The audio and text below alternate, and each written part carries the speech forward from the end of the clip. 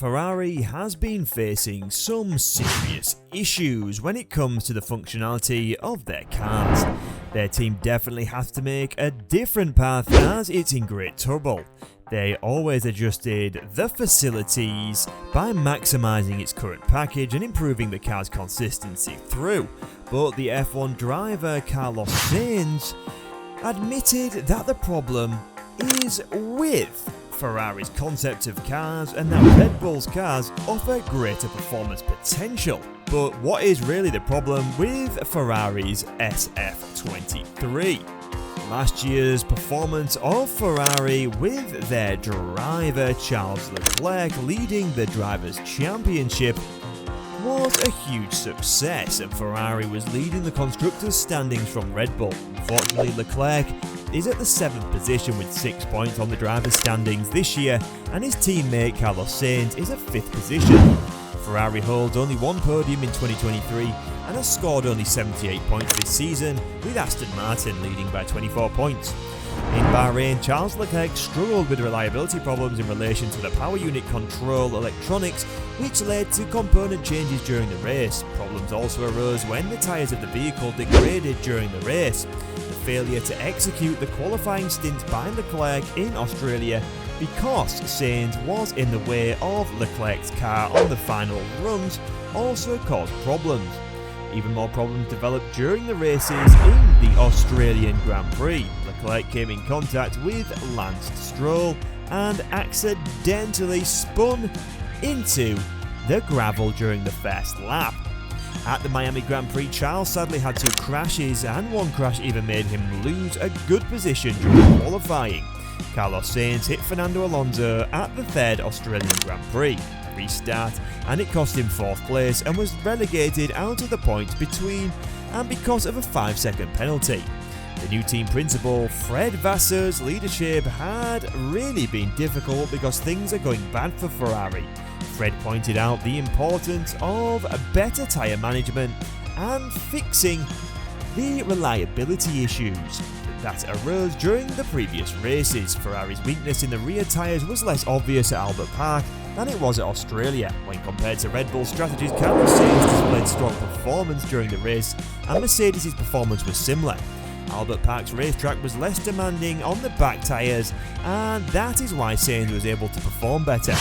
Fred always emphasised the need for Ferrari's team to initially maximise the available package without improvising the current situation of the cars. Ferrari is going to face off even more problems and lose more races. SF23 is Ferrari's Formula 1 racing car competing in the 2023 Formula 1 World Championship. When questions about the enhancements for the SF23 were put forth, Vasseur said, "A matter of aerodynamic concept? No. We just have to be able to extract the potential of this car for the whole weekend and in all conditions. The true potential of SF23 has to be released at any cost." Now, and development components were shipped to Azerbaijan and Miami, received a new floor, and according to the reports, the Miami floor was worth about 1/10 of a second, while Red Bull's updated bodywork gave them an advantage of 3/10 of a second. Till now, Ferrari is not able to produce the most out of their car. It's definitely increased the difficulties that the team had to face this year. Sainz mentioned that even with the setup changes in Miami upgrades, he wasn't able to push to the maximum limit. Even if one lap is fast enough, the car lags for 0.3 seconds, which makes it really difficult to keep up with the speed of others. This lag is definitely a plus point for many competitors. With such heavy tyres, the drivers of Ferrari don't really have the flexibility to push, even if they want to. They thought the vehicles were getting better, but Miami taught them that they need to get better than that to win. The SF23 is obviously not fast enough to beat the other cars, even if the drivers put their best efforts to push through. It is such a disappointment, and these issues need to be fixed as soon as possible. Ferrari's 2022 vehicle F175 gained people's attention because of its unusual scallop side pod design. The F175 was quicker than the Red Bull and Ferrari, which won 4 races, but then again they lost many chances to win because of power unit issues and poor strategic decisions. This car wasn't seen having any issues, and Ferrari continued to use this idea with a high hope of producing a high level performance in the off-season. There were speculations that Ferrari had made significant advancements that would enable it to produce more engine performance. In 2022, straight line speed was a problem, and they tried to increase it during pre-season testing at the expense of a little amount of downforce, and this was a success.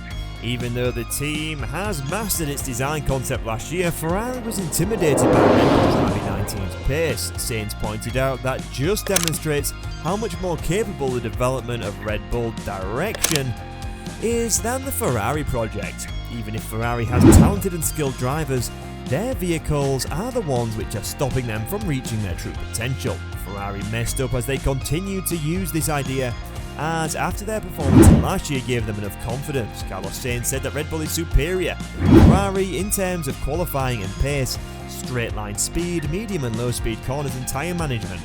The window of Ferrari's cars is so narrow that it's difficult to maintain balance when you lose control for even a fraction of a second.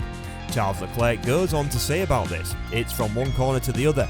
Even in one corner you can have huge understeer, which goes to huge oversteer. This is obviously not ideal to have confidence in the car. We have a lot of work to do. We need to find something now. We are struggling in the race for a little bit of time, but now we need to come up with solutions." Along with this, the lack of performance of the car and the weak rear tyres make it difficult for both the Ferrari drivers to reach a higher position on the chart. Understeering is something Ferrari is struggling with for quite some time. The advantage of Red Bull depends on how well the RB19 manages the airflow in the underfloor, and also is connected to its suspension design. Miami showed Ferrari how much it is difficult to drive the SF23 on their racetracks. Leclerc points out that he wants his car to be tricky enough, as that is the only way he would be able to win the race. He states that they feel the consistency sometimes and felt like they gained a step forward and definitely becomes warmer than the other races they had, and then they're completely out mainly because of the tyres.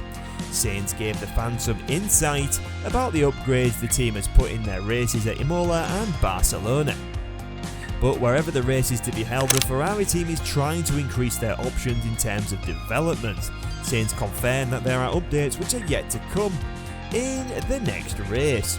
In Barcelona, we will try to change the car a bit and go in another direction to see if this can help the race pace, said Sainz. The team is worried about the slow pace and defaults of the car making them slower than Mercedes and Red Bull. Hopefully the team would overcome such difficulties in the next race and will be able to bring the pure skills and talent of the Ferrari drivers. If you like this video, guys, don't forget to like and share this to those people who would be excited enough to know about this. If you would like to be informed more about F1 news and updates, do not forget to subscribe to the channel. We'll see you again in the next one. Goodbye for now.